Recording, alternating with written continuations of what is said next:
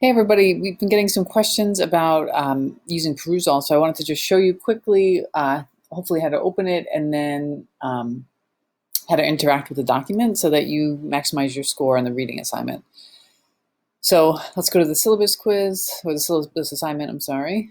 Mine's going to look a little bit different because I'm logged into perusall as the instructor. So I also noticed that if I was zoomed in on my browser a little more, it looks like totally different. So if you're having something weird show up in your browser window, try zooming out and see if that helps.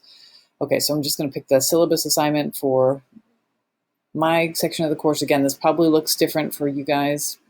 So I'm just going to open it here. Okay. All right, and then what you want to do is, as you're reading through, you can highlight things that you have questions about or that you want to make a comment about, and you can get feedback on it, right? So let's say, for example, I look at this. So I'm in Professor Finn's section, and I can't make any of those office hour times. So what should I do? I have other classes in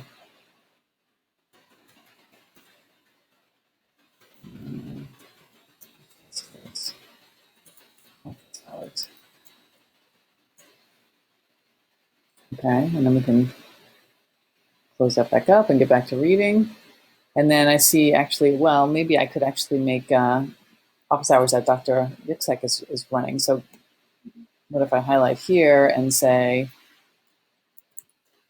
can I go to any professor's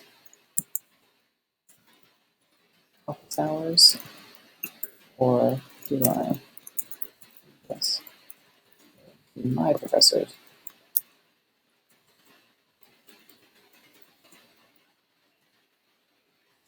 Okay, again, we can close that up and then we can keep reading. And so that's the kind of thing you want to do. Now, if you want to see what other comments people have made, you can actually look at what other people have said, and maybe you know the answer. Maybe you've emailed your professor already, or maybe you know about the course for some reason, whatever. You may have an answer, or you may just be able to say, yeah, I have the same question. Would like to hear the answer to this. Okay, and I keep reading. General physics sequence provides a calculus-based introduction to basic physics concepts. And I say, uh-oh, I'm just in Calc 1. So will it be a problem if I am just taking Calc 1 now? Or maybe you're just taking pre-calc or whatever. So maybe you have a concern about the math requirement. You can put that in there. Okay, and then you can read some more about the attributes and what it's counting for. Some of you may be taking it for your physics major, some may be taking it for math or chemistry or environmental science.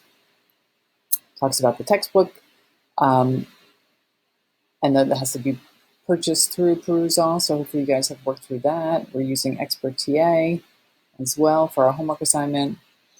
And keep going. So just to kind of show you something else, maybe you'd have a question about grading policy. So for example, the quizzes, somebody asked about this and it was a good question.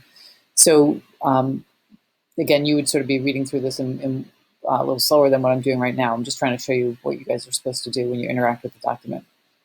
So quizzes cover 1 to 2 chapters, will be administered by Expert TA. Okay, when taking individual quizzes, you'll have 3 attempts for each question. You can use hints and feedback, and then you can take the entire quiz 2 times. So that's good, but which grade counts? Grade counts. Okay, take that quiz times. So that's actually a good question, and the answer is that we're going to count your highest score. Okay, and then here's more instructions. So definitely read through these sections in detail about perusall.